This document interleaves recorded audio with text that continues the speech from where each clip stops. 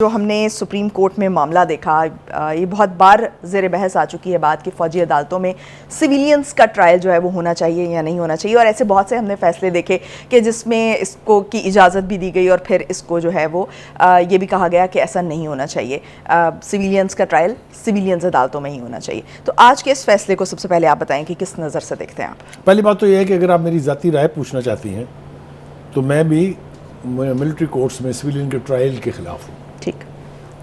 और मेरे ख्याल से एक जमहूरी सोच रखने वाले शख्स की यही अप्रोच होनी चाहिए।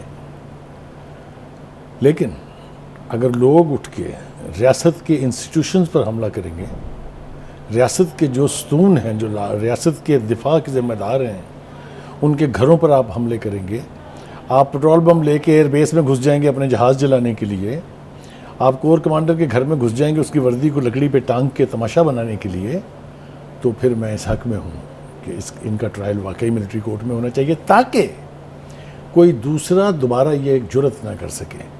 दो तीन तरह की पनिशमेंट्स होती हैं, चाहे वो इस्लामिक कॉन्सेप्ट है, चाहे वो हमारा जो एंग्लो इंडियन लॉ है उसके।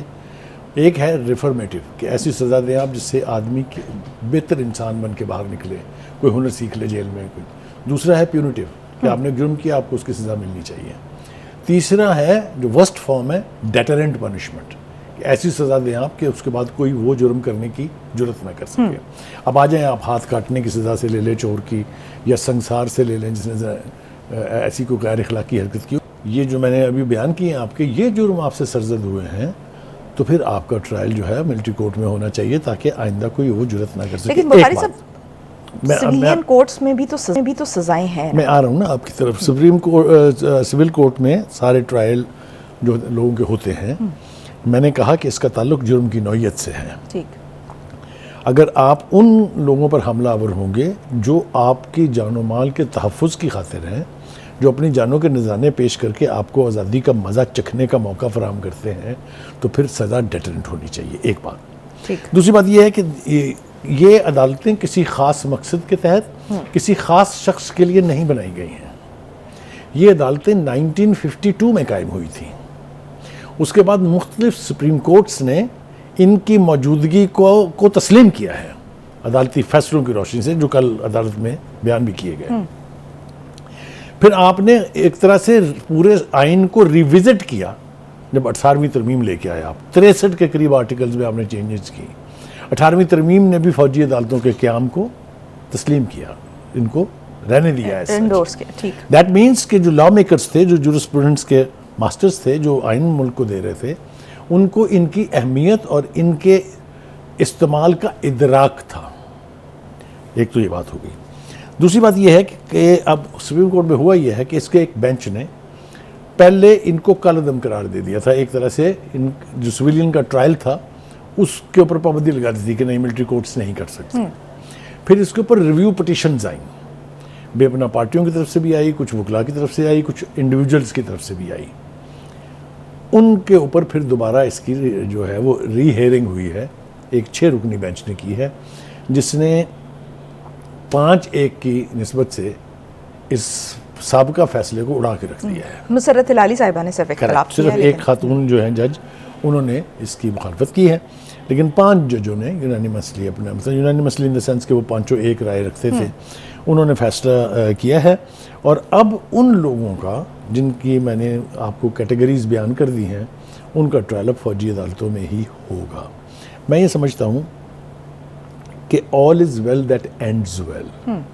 यानी अगर यही नतीजा निकलना था कि जो लोग मुल्क की दिफाई तनसीबात पर, मुल्क के आइनी अदारों पर हमलावर होंगे, उनको यकीनी तौर पर मिसाली सज़ा मिलनी चाहिए, तो फिर यही एक तरीक़ाकार है। हैविंग सेड दैट, मेरा ख्याल ये है कि हम ये तवक्को ज़रूर करेंगे इन फौजी अदालतों से कि वो सिर्फ सज़ा देने की गर्ज से इस ट्रायल को कंडक्ट ना करें, मैरिट्स पर ट्रायल करें।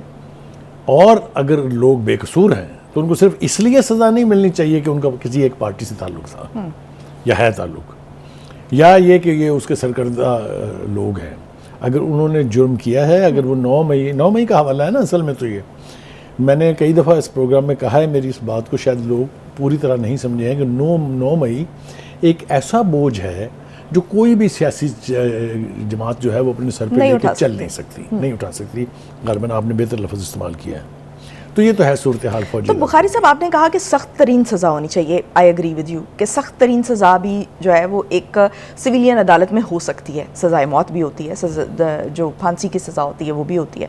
तो सख्त तरीन सज़ा तो वहाँ पर भी मौजूद है। तो फिर क्या चीज़ इसको कैटेगराइज करती है कि ये सिविलियन अदालत में नहीं हो सकता, इसको फौजी अदालतों के लिए फ़ौजी अदालतें ही इसका वाहिद हल है, उसका क़यामी वाहिद हल है? मैं अर्ज़ कर देता हूँ उसको। हमारे यहाँ जो सियासी ट्रायल हो, चाहे शख्सी ट्रायल हो, चाहे इस तरह के ट्रायल्स हों, उनका जो हमारे यहाँ जुडिशल सिस्टम है उसके बारे में तो आपको मेरे ख्याल से एनलाइटन करने की तो ज़रूरत नहीं है। आपने देख लिया कि एक फॉरेन फंडिंग का केस था, 8 साल से चल रहा है। कर लें आप जो करना है। जब भी वो किसी फैसले के करीब पहुंचता है, आपका या वकील तब्दील हो जाता है, वो कहता है जी मैं तो नए सिरे से तैयारी करूँगा। 8 साल नहीं हुए इसको। तोशा खाना लोगों ने कहा ये ओपन एंड शट केस है, साल नहीं हो गया इसको।